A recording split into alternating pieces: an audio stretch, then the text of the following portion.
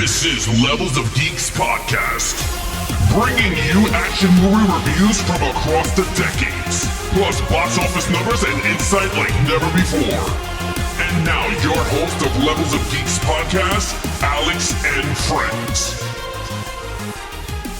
Welcome everyone to a new episode. I'm your host Alex Figueroa. My co-host is Nick from Netflix Reviews. Welcome to episode 29, John Wick from 2014. We are starting a brand new franchise. We finished the Ip Man franchise. If you guys want to check it out, we did a live ranking. You can check it out now on our YouTube channel. Or if you want to check out our movie reviews or our disc reviews of the Ip Man franchise, you can check it out, or we'll check out the playlist over on our YouTube page. But right now, we're going to be doing Keanu Reeves' big smash hit. I mean, this was a underground smash hit. We did not know this was going to come. Yep.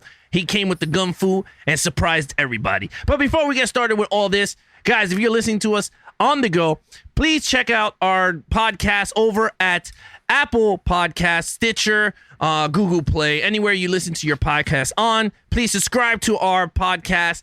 Hit those notification bells. I don't know if they have notification bells. If they do, they have the auto download. Click that auto download there you so that go. The new episode gets downloaded every single week. Yes, hit those ratings. Rate our podcast. Give us some feedback. Whatever you guys dish at us, we will look it over, and then we will contribute it back to the show to make it better for you guys. And of course, if you guys are watching us on YouTube, guys, please hit those like buttons if you enjoy the video you're watching. Hit those notification bells so every time we go live, Monday, Wednesdays, video drops, Thursdays, Fridays, and Saturdays, you guys would be notified. But again, we're going to get right into this John Wick 2014 review. Of course, I'm going to give you guys our criterias we based our action movie reviews on, and those are lead character, main villain, action scenes, storyline, overall, total points, and there you have it, guys. If you guys want to chime in, I mean, Stephanie from I'll Buy the Popcorn did Sucker Punch. I mean, she's back to back right now. She's giving her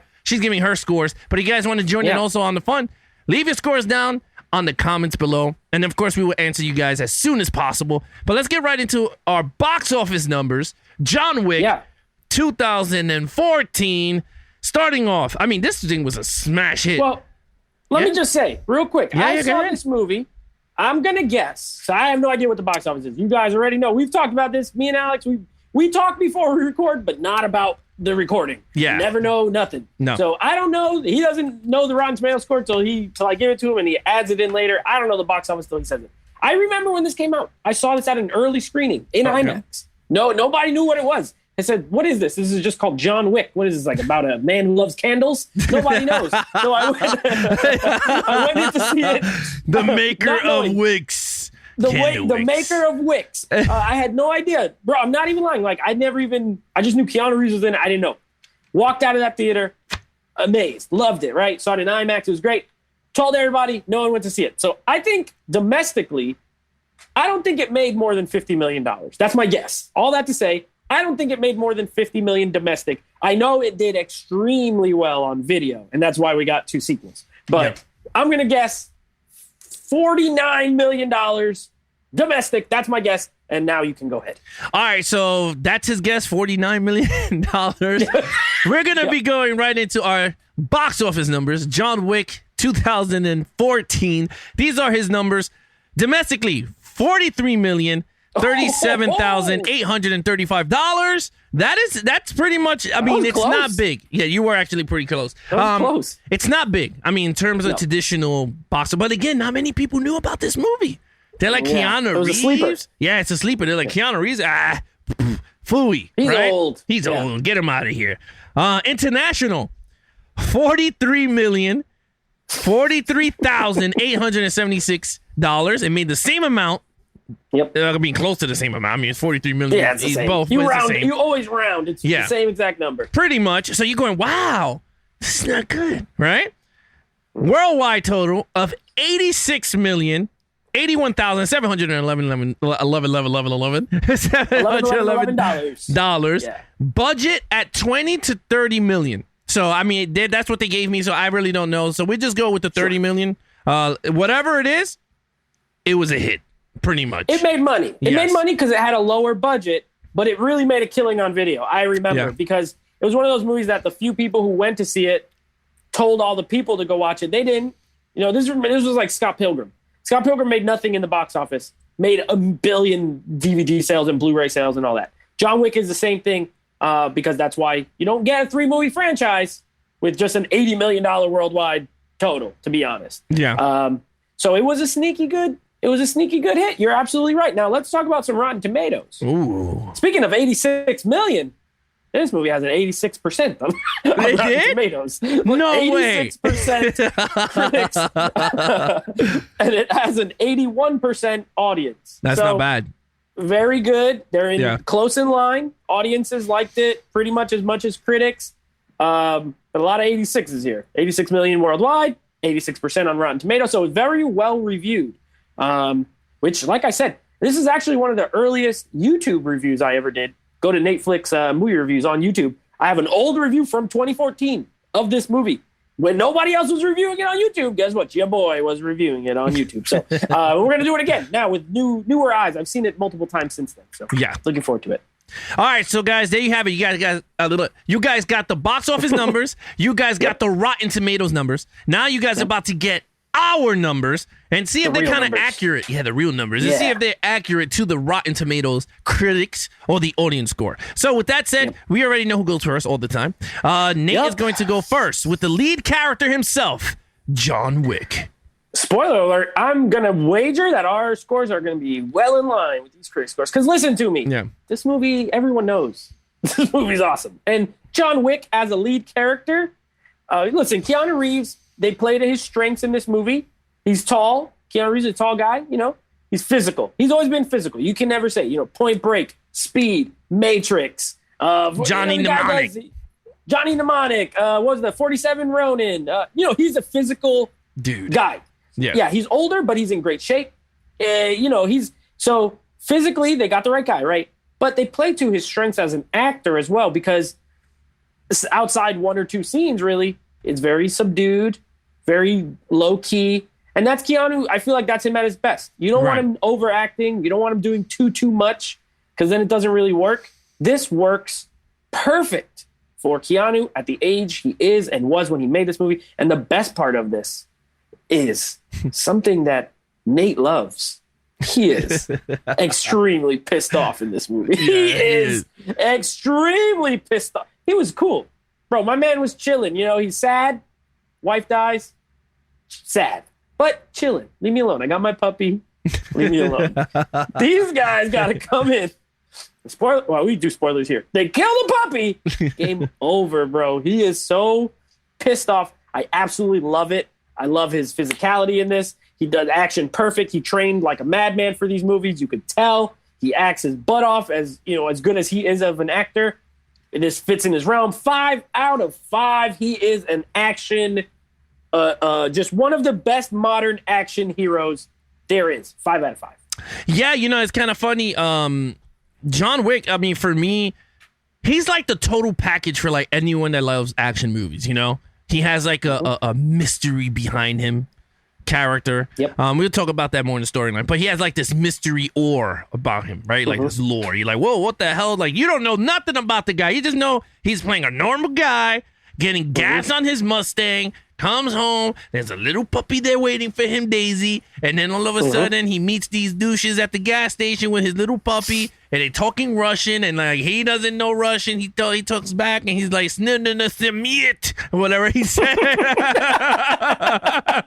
That's exactly what he said. That's like what he said. And it's like translate something, you bitch, whatever he said, right? And right? Exactly right. Yeah, exactly right. So I'm like, oh my God, like John, they don't want to mess with this dude right now, and they don't. And then later down in the film, you see him, the puppy sleeping, and then someone decides to wake my man up from a deep sleep, hibernation. And everyone knows when you get woken up in deep sleep, you just lost. Because they attacked him when he was lost. So, they gave him the whooping, and then he just came alive. And that's when the audience went through this journey, is once they woke him up from his deep sleep and found little puppy dead. And, and it was over. And I felt bad for the dudes because I was like, man, this dude's coming with vengeance. And we're going to talk about all the other stuff in the storyline and everything. But with that said, Keanu Reeves stamped himself as an action hero icon. I don't care what anyone says. I don't even care if he doesn't win the Oscars. I don't even care if he can't act. I don't give two crap. Why? Because he just stamped himself as an Arnold, Stallone, Steven Seagal, Jackie Chan, Bruce Lee. I mean, we can't consider Bruce Lee Jean-Claude Van Damme. Jean-Claude Van Damme, Steven Seagal. I mean, all these dudes. He is now up there with the greats of action movies because of this movie. And with that said, I agree with you. I gave him a whopping 5 out of 5. And I like what you said, too, about he's mysterious. You know where he'd fit? It would be awesome if John Wick was in, like, a Western. Like, God, yeah. Imagine if Keanu Reeves just played time the same travel? role, but in a Western. Yeah. Time travel. Yeah, time travel. Listen, if John Wick 5 took place in the Old West, I'd be in. I wouldn't even care. I'd be like, that's sick. But he's like a Western type character. He's a Clint Eastwood type. Yeah, he'll be awesome. He'll be a blacksmith. Like blacksmith, like a gunsmith. Just leave me alone. Or like, you know what he would do? He'd be a coffin maker. He just makes coffins, and he's just like, man, leave me alone. I'm just making my coffin. And all of a sudden he starts putting people in them. You know and then the guy takes his hammer and spits on it, and then it's over. Like you spit on his hammer because it got to be something dumb to get him all triggered. They take his hammer from him. The character works. You could put him in a Western, and he'd be sick. Honestly, so all right. So you go villain. Yeah, main villain. Now this villain is Vigo. Tronovsky, right? Like Chernonov, right? Oh man, I don't know how to say it. I don't speak Russian. Yeah, I don't speak Russian either. Michael Nyquist plays him. That's all. Yeah. Oh, it's Vigo Tarasov. S-O-V. Tarasov. Yeah, Tarasov or whatever. Vigo. I call him Vigo. Vigo. His name is Vigo. Yeah, Vigo. Let's call him Vigo. He's very good. He was a very good villain. I love his He was not one of those B actors that are like corny in these type of movies because this was a low budget movie. So it's not like this is a high budget, like you're going to get yourself like Ezra Alba status actors or Christopher Waltz as the villain. Yeah. You got some B actors here. You know, this is the same guy that came from Mission Impossible, I think Rogue Nation or Ghost Protocol. Yeah. I think Protocol. Ghost Protocol, right. So that's you up there if you were Tom Cruise because that's a big movie, okay? So I was like, okay, let's see what Vigo got for us. He gave you emotion, okay? Once he found out Wick's name, he said, oh my, and you saw the fear of his face, and I loved it. It's the best scene, yeah. And he was like, John Leguizamo calls him, and he goes, I hear you struck my son. And he goes, well, sir, let me just tell you, he, fucked up John Wick's dog and took his car, and then he went, click, and that's it. And that's it. And that's, again, where we're talking about the lore and mystery, but we'll talk about that storyline. The scene with him and his son when he beats his ass because he goes, you know what you just did? Like John Wick gave us everything. That effing nobody, and he goes, that effing nobody is John Wick, right? And I'm like. Yeah, and he's like the Baba Yaga. And then all this crap with the Baba Yaga lore and all this stuff. He goes, and then he talks about the story and he went to the bar and he killed a man with an effing pencil. Like with an effing pencil. And he went. Yes. And the way he says it, too. Yeah. A pencil. Yeah, a pencil. A effing pencil. Right? And you're like, wow. And then story progressed. He puts a hit on him. Then all of a sudden, towards the end, villain versus hero. And of course, we all know what happened. Yeah. Yeah, I mean, really good. Not perfect. Not perfect, because he wasn't throughout the whole movie. I wanted him from beginning to end. That's perfect for me. In my eyes. Yeah. No, but with that said, look, I gave Vigo, look, so far, we got some like good villains throughout the Ip-Mans and all that crap. I'm going to give Vigo a 4. Okay? Yeah. He was a good villain, like really good villain. But I think in this John Wick franchise, we're going to tap into some more really good villains up in this piece for 2 and 3. But with that said, I'm going to start off Vigo with a 4. What's up, Nate? What you got? Yeah, we'll cut the suspense. I have the same exact number, 4. I have a 4. And Michael Nyquist, R.I.P. He passed away. He was a very, very good actor. Yes. He was good in this. He was good in Mission Impossible. He was in the original Girl with the Dragon Tattoo movies, the foreign ones with Noomi Rapace. So he played the journalist in that. Like, he's a very good actor. I really liked him in this. I agree. My favorite scene is when he finds out it's John Wick and he gets very scared. Love it. He has one of the sickest red ties in this movie. Like, his tie is so red. It looks so dope. I was like, I want that tie so bad. It's just like the most red tie, that ever was. Love it. But where I agree with you and why it's a 4 is because he's a boss character, and I feel like for a boss character, for me to give a boss type character a 5, they have to do more in the final fight. Then, you know what I mean? Like, if they're just there bossing people around, they could be good. The performance is very good. The way he feels about John when he tries to kind of make a deal with him, when he talks to John Wick and he's like, "Hey, look, I don't want no problems. I love all that stuff. That's great." It shows not that he's a coward, but that he's smart and knows what this guy's capable of. He respects the opponent, right? Yeah. I love all that. I really do. The problem is, not a problem, but the only weakness is at the end, he's just, you got no shot. You don't ever think he has a shot, and he gets wrecked. You know what I mean? Yeah. He needs a lot of help from a lot of people. Not to jump to another movie, but someone like Kingpin in Daredevil, right? Michael Clark Duncan. And I'm only using this example because at the end, when they're fighting, you believe he has a shot. That's a difference, right? Kingpin is an overlord who, when he has to fight, he can. This guy is more like he's an overlord, but if you got to fight, John Wick's going to take him out easy. So that's why I gave him a 4, but I love the performance. Yes. I think he's a great, great, great character in general, and he got the sickest tie. So 4. All right. Let's go to action scenes. I mean, come on. This created what a lot of films over the last 6 and 7 years have tried to follow. John Wick did it, right? First of all, the directors, Chad Stahelski, David Leitch, former stuntmen. So they come from the world of stunt work. And you can tell because you get a lot of stunt work in this. There's very minimal, if any, CGI. It's a lot of guys getting flipped around and thrown around and punching and kicking and jumping off cars and falling onto cars. And, it's stunt work. And I love stunt work. And obviously these movies, and we'll talk about them later, they get a little more over the top. But I think these directors do a good job of, even when incorporating CGI or making things over the top, at least looking very realistic and still having humans do stunts. So I love the action in this movie. The first action scene in the house at night when all those dudes come to the house. Yeah, the first time. Just the first time you see him, just wrecking everybody. Awesome. The scene in the club is an all-time banger. Absolutely awesome. The music in that scene, everything about that scene. When he comes up behind Kevin Nash, he's gonna murder him. Love it. It's a 5 out of 5. When you kind of set a standard for like movies to follow, I think you have to respect it and you got to give it the 5. This started a trend of movies like it, and when you do that, 5. It's not copying anything else, and it's creating a new kind of modern take on action. Yeah, you know what? I totally agree with you.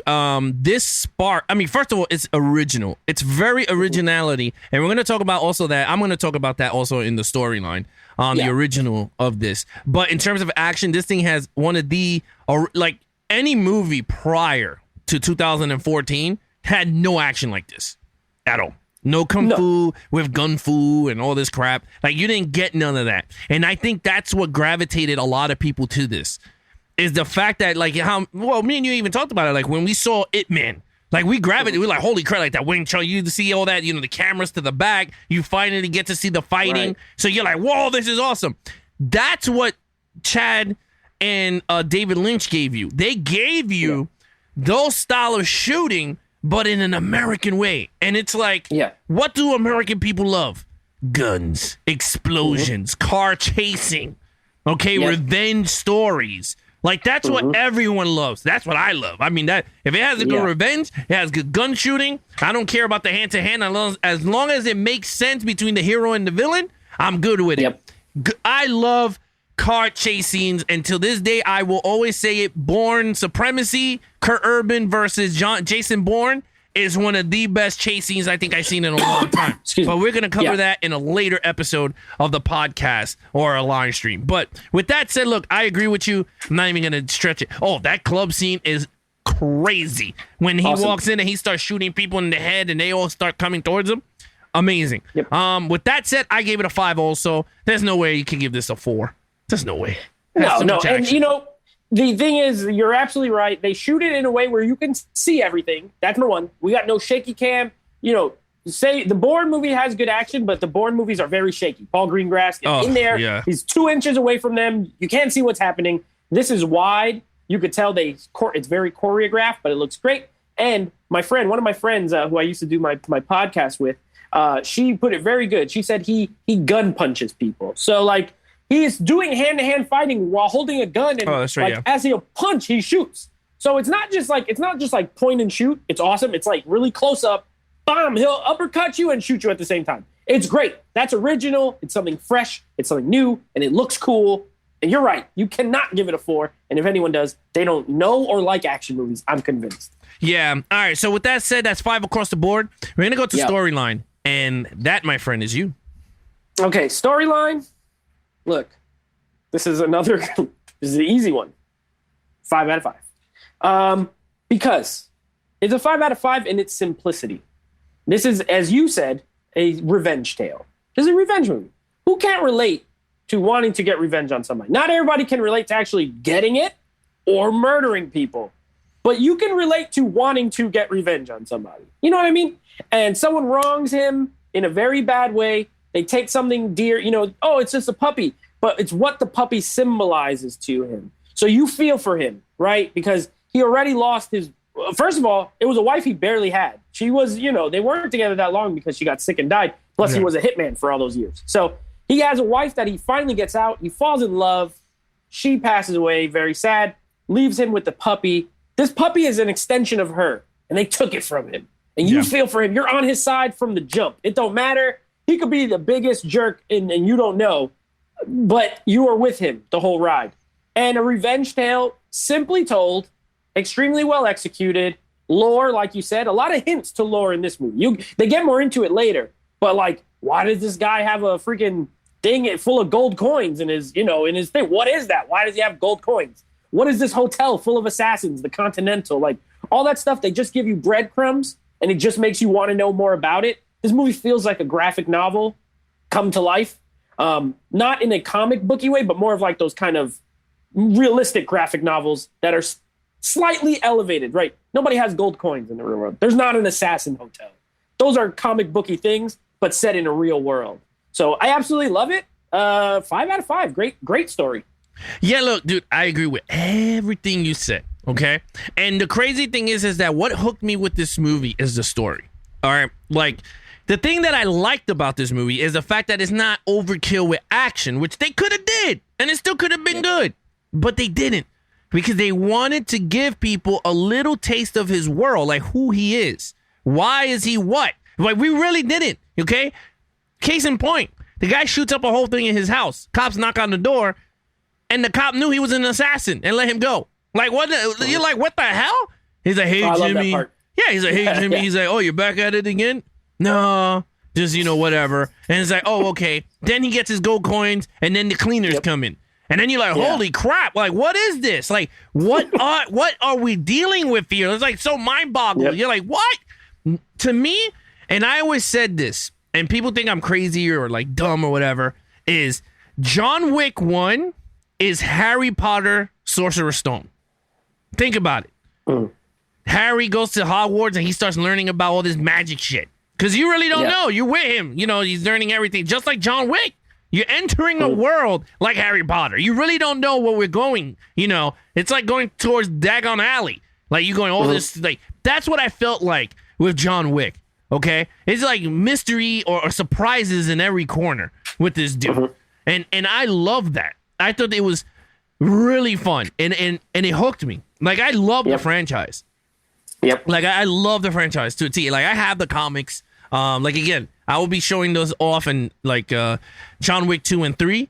But I love the comics. The comics are really fun to read. Ties a little bit towards the movie. But in terms of storyline, I agree with you. I gave it a 5 across the board. And it's a simple story. Like, Hollywood is trying to make all this, like, movies where, like, you need physics degree to understand the damn thing. And it's one of the, like, the simplest thing. A 2-year-old could have wrote it.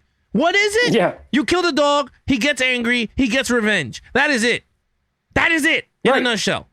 Like, that's all you get. And I don't understand with Hollywood these days. Everything got to be remakes. We don't need remakes. Just make simple stories. Like, I don't care. So, anyway, with that said, overall, okay? That's you. Yes, overall. Look, I say for anybody out there, if you have not seen, which I don't understand why you wouldn't, if you have not seen John Wick, it's the best of both worlds. You got drama, okay? You got heartfelt moments. You feel sad. Because, I mean, let me tell you, my eyes got watery when they killed Daisy. Okay? My eyes are all watery. I was like, oh, my God, we'll kill that puppy. Yeah, my dog next to me was going, you know, it's okay. He's gonna Baba Yaga's coming out. And, you know, I turned to my dog. So, don't worry, dog. Don't worry, Baba Yaga's Baba Yaga's coming. So yeah. Okay, you got drama. You got action, adrenaline action. Because you finally get to see what this Kung Fu's all about. You get car chase scenes at the end. You get my man William Dafoe action up in this piece. Oh, yeah. I forgot William Dafoe shows up in this. Yeah, we get and William what's Dafoe. the girl? Adrian Palicki, the girl he fights. Yeah. She's great. Yeah, hot. Yeah. Hot, great. You know, you get all that stuff. You get more hand-to-hand fighting here. In the Continental, they broke one of the rules. The second rules don't make business in the Continental. All right? That's right. They broke it. And she and Ian McShane. Winston. Winston? Great actor. And then your boy, what's his name? Mr. Wick. I love that guy. The black guy? Charo. Yeah, the concierge. His name is Charo, but yeah. He's friggin', I love that guy. You got great supporting cast. You got a great, main actor, supporting cast, whatever you want to call it. Great directing and writing. You got everything in a package, okay? Yep. Go out and see John Wick. Buy it in 4K, okay? Get it on Apple 4K TV if you got it. You're never going to regret it, okay? So with that said, I gave it a 5 overall. Nate. You will get 0 complaints or disagreements from me. One thing, too, I want to mention that really works about this movie is this is a action film that really, truly, and I don't mean this in like any sort of sexist way, but it really, truly works. Like, I know a lot of women who love this movie. You know what I mean? Because it's a character. It's a character movie. Yeah. There's drama. It's not melodrama. It's not relationship drama, but it's dramatic.